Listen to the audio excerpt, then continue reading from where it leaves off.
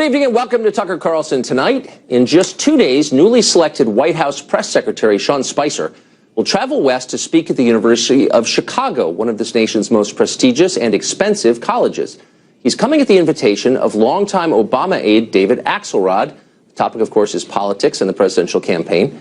But not everyone on campus believes Spicer should be allowed to talk in public. They argue that by inviting a Trump supporter to campus, the school is, quote, normalizing the incoming administration. Some students are threatening to shut down the event entirely. One of those joins us now. He is University of Chicago senior Jake Bittle. He's also an editor of a local weekly paper. Jake, thanks for coming on tonight. Thanks for having me, Tucker. I like your tie. So you wrote on Facebook that you wanted to shut this thing down, and you suggested projectile vomiting during the event, which I assume was a joke. But the idea was that this guy, Sean Spicer, should not be allowed to speak. And I read a lot of what you wrote about it, and one of your explanations was, well, he represents a press operation that is hostile to freedom of speech and to the freedom of the press. Therefore, he shouldn't be allowed to talk. There seems an irony in that. He's against freedom of speech, so you don't let him talk? How does that work? Sure. So what I was saying was not that he shouldn't be allowed to talk. Rather, what I was saying was that I, as a student, and yes, it was a joke when I said that I was going to projectile vomit on him, although I'm glad that I made it because now I get to explain what I meant to you.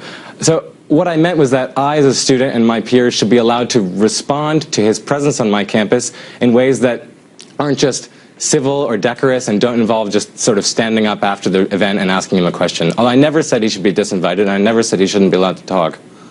But in ways that involve force, I mean, it sounds like. I mean, so when you say we should be allowed to respond, how about the traditional path, which is to make a counter case? You disagree with what he stands for, which is, of course, fine.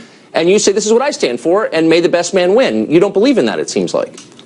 Sure. So Sean Spicer was hired and is paid to have certain opinions and to support certain policies about the press. He has power, a national platform. He's in the news every day, and he has access to policy-making power. If I stand up and ask him a question and say, Sean, have you ever considered that you might be a fascist? He can give me a smarmy answer.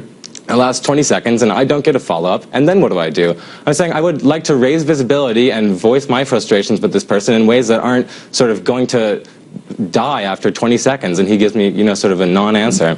He's a spin doctor. But that's a stupid question, though. Why are you a fascist? I mean, I'm not even sure we could agree on what that means. How about specific? Like, you believe this, you're in favor of this policy, here's why I think it's wrong or hurts America. Make your case. And in all the social media of yours that I've read today, I haven't seen you doing that. Instead, and you're clearly smart, I've seen you calling names, which seems to be kind of the way people respond now. Would it be better to make a case? Sure. So, I mean, I think that no matter what kind of case I make and no matter how good of a point I make to him, he has no reason to listen to me and no incentive to listen to me. I mean, this isn't about who's right. It's about who has power. And so I think that students in this country need to mobilize in ways that would actually get people that we like in office instead of sort of discussing in sanitized environments and, in moderated conversations. Does that make sense? It sort of does. And just to help you elucidate it more, I want to put on the screen something that you wrote in your school newspaper. Recently, the independent school newspaper, you said this: now we are faced with a real crisis, this being the election of Trump. We must take real action and dispense with all this sophistry, all these abstract notions of civility, which are just Ivy League translations of the vulgar give Trump a chance. By real action, I mean donating money to the ACLU, to Standing Rock, to Planned Parenthood, calling your representative incessantly, protesting obsessively, flipping cars when Trump walks away from the Paris Climate Agreement, attacking racists you see, attacking people in the supermarket, whatever it takes. So I've got a bunch of questions about this, but the first is, whose cars would you flip?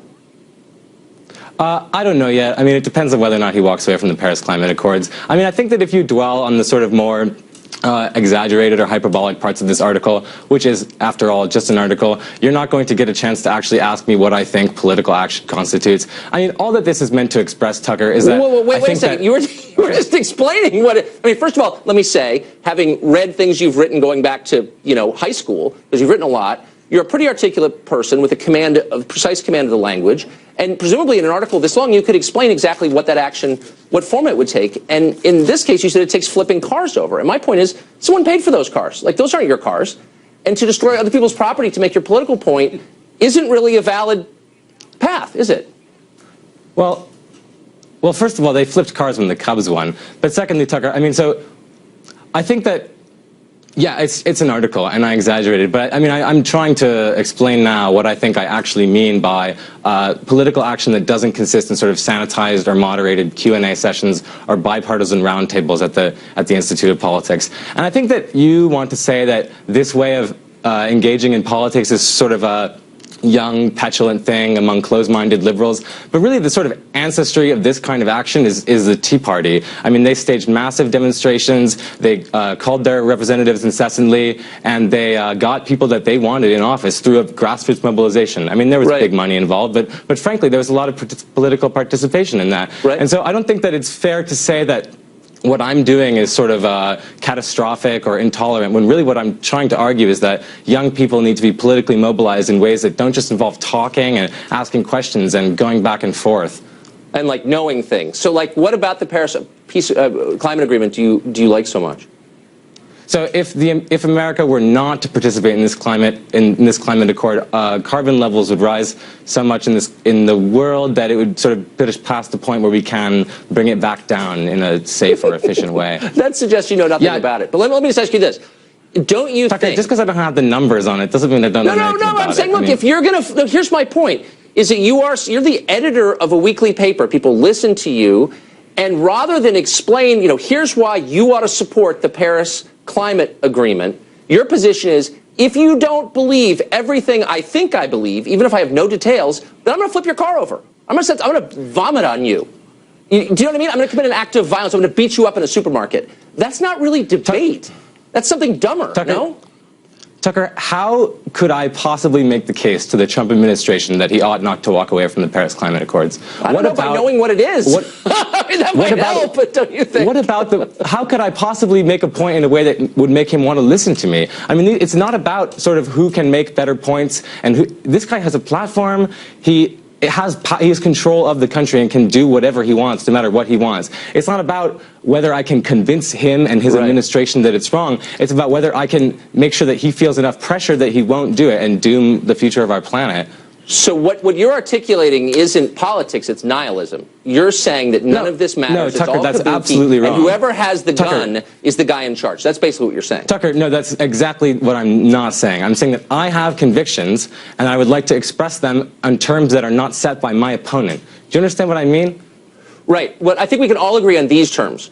Rational, elucidated, facts-based debate carries the day.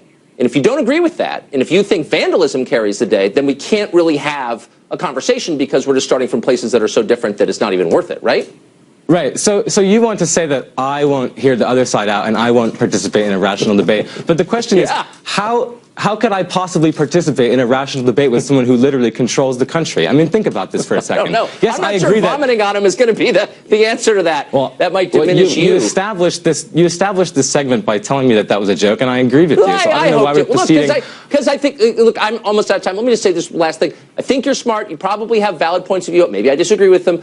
But it might be better to explain what they are, rather than start with, hey, if you don't like it, I'm going to hit you in the face, which is where you're starting from. That's fair, Tucker, but I mean, I think that you've sort of skirted around what my actual point is. And I mean, like, you've read my writings going back to high school. You should know that there's a tradition of hyperbole in writing that goes back, to Juvenal. No, I got the Hunter Thompson thing, but facts count too. Jake, thanks a lot for joining us. I appreciate it.